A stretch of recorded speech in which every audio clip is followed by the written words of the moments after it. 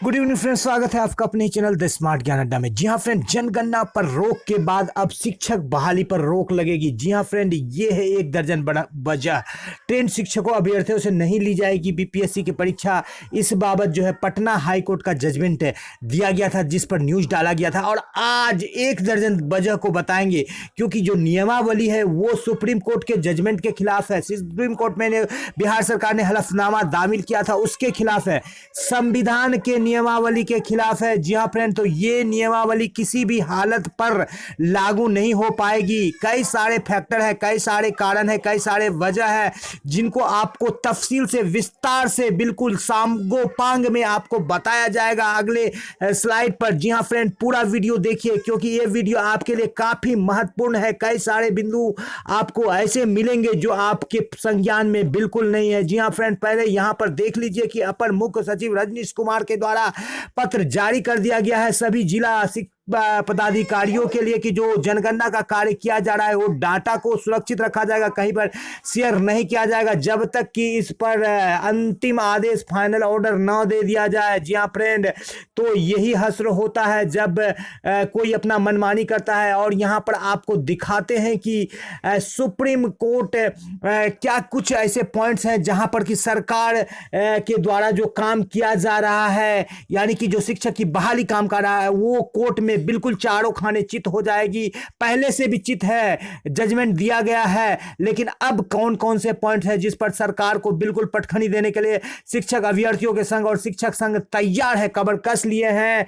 क्योंकि पुराना जजमेंट पर सरकार नहीं मान रही है, मोनोपोली कर रही है, तो उसको बिल्कुल कोर्ट पर सिखाया जाएगा। सुप्रीम कोर्ट का अवमानना है। जी हाँ फ्रेंड, ये नियमावली सुप्रीम कोर्ट की अवमानना है। सुप्रीम कोर्ट में सरकार ने जो हल्फनामा दायर किया था उसमें कहा था कि बिहार एक बीमारू राज्य है, हमारे पास पैसा नहीं है, फंड नहीं है, इसलिए हम कम सैलरी में शिक्षक को बहाल करते हैं या करने की अनुमति दी जाए। तो अब जाकर के आप 55,000 सैलरी कैसे दे रहे हैं, ये प्रश्न उठ रहा है। जी हाँ फ्रेंड, संविधान की अवहेलना है। संविधान में ऐसा कोई रूल्स नहीं है जो कि टीटी या एस्टेट पास करने के बाद, ट्रेन होने के बाद उनको दे देना चाहिए नौकरी।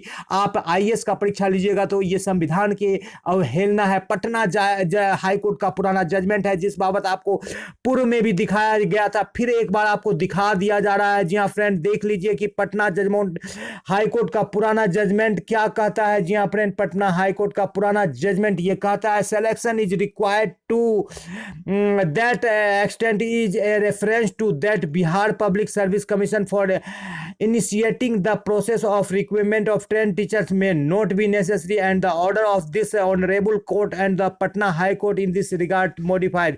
यानी कि किसी भी हालत से बीपीएससी की परीक्षा ट्रेंड शिक्षकों से नहीं ली जाती है। और इस बाबत submitted that since the number of available trained teachers in the state expected to the less than the available vacancy no test for.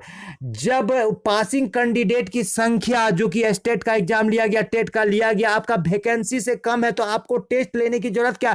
Test आप इसलिए लेते हैं कि जब इतनी संख्या है उसको काट के कम करना रहता है। 10 लाख पास किया है, आपको 2 लाख चाहिए, तब टेस्ट लेते हैं। जब पासिंग कैंडिडेट की संख्या वैकेंसी से कम है, आपकी 3 लाख वैकेंसी थी, 2,80,000, लेकिन अब लगभग 1.5 लाख ही कैंडिडेट पास किए हैं सीटेट एस्टेट और टेट मिला के, तो आपको टेस्ट लेने की जरूरत क्या है? कोर्ट ऐसा पुराना जजमेंट दिया था जब इस तरह के केसेस आए थे, तो लेकिन उस जजमेंट को भी सरकार नहीं मान रही है। फिर चलते हैं अगले पॉइंट्स पर कि कौन से ऐसे एक दर्जन वजह है जो कि सरकार को चारे खाने चित होना है कोर्ट में। जी हाँ फ्रेंड, तो इस पॉइंट्स को ले लेते हैं, यहां पर देख लेते हैं कि देश में शिक्षक बहाली की प्रक्रिया जो है वो टीटी प्लस ये वाला प्रक्रिया है, ट्रेनिंग होना चाहिए, टीटी सीटेट एस्टेट होना चाहिए। 1 लाख सीट कहा गया? 2,80,000 सीट में से आप यहां पर 1,78,026 सीट दिखा रहे हैं। अन्य सीट का बजट में प्रावधान नहीं किया गया है, 4% बढ़ाया गया है, जो कि डीओ को ही भरपाई कर जाएगा। 6 to 8 में 0 रिक्ति दिखाया गया है, वो कहां जाएगा? बीपीएससी द्वारा एग्जाम लेकर के 9300 का स्केल दिया जाता है, आप इनको चपरासी वाला स्केल क्यों दे रहे हैं या मनगढ़ंत स्केल क्यों नहीं दे रहे रहे हैं, 5200 का रनिंग स्केल भी नहीं दे रहे हैं। फ्रेशर और 18 साल पुराने शिक्षकों का एक साथ परीक्षा, कभी भी यह संभव नहीं है। आज के दौर में आप सुनील गावस्कर और कपिल देव को विराट कोहली और के साथ दौड़ाइए तो ये कहीं से भी संभव नहीं है। पुराने शिक्षकों का समानता के अधिकार का हनन हो रहा है। जी हाँ फ्रेंड, जो 20 साल से पढ़ा रहे हैं उनको फ्रेशर के साथ आप बराबरी का मौका दे रहे हैं। फ्रेशर भी पास करके वहीं पर जाएंगे और 20 साल पढ़ाए हुए भी वहीं पर जाएंगे, तो क्या इससे आप साबित करना चाहते हैं? पुराने शिक्षकों का समानता का अधिकार का हनन, सरकार में वेतन संरक्षण और वेतन निरंतरता पर अभी तक क्लियरेंस नहीं है। बीपीएससी द्वारा जो पूर्व में प्रधान शिक्षक की बहाली की, वहां पर 30,500 का स्केल दिया गया था जो कि मनगढ़ंत स्केल था।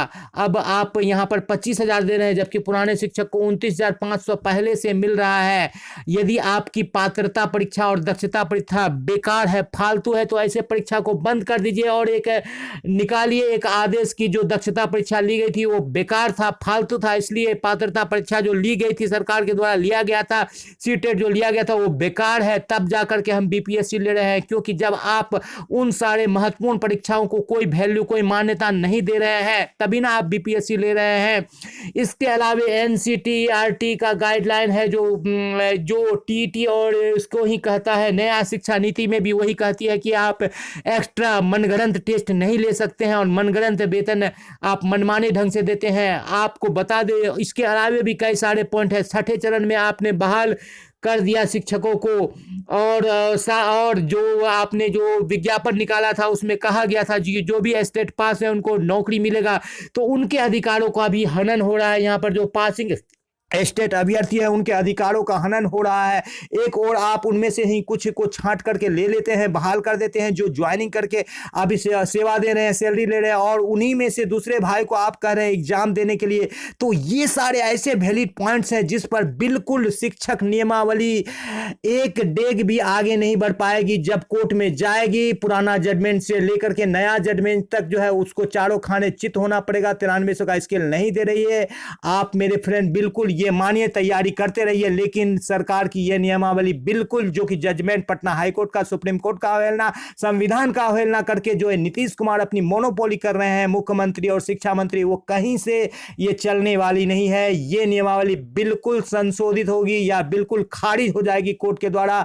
द स्मार्ट ज्ञान अड्डा आपको बिल्कुल आश्वस्त करती है इस बात के लिए। वीडियो पसंद आया तो लाइक कर दे, चैनल पर नए हैं या अब तक सब्सक्राइब नहीं किया तो सब्सक्राइब कर ले। द स्मार्ट ज्ञान अड्डा आपका अपना चैनल है, साथ ही जो आपके उज्जवल बस की कामना करता है। ना पैसा लगता है ना खर्चा लगता है, सब्सक्राइब कर लीजिए फ्रेंड, अच्छा लगता है।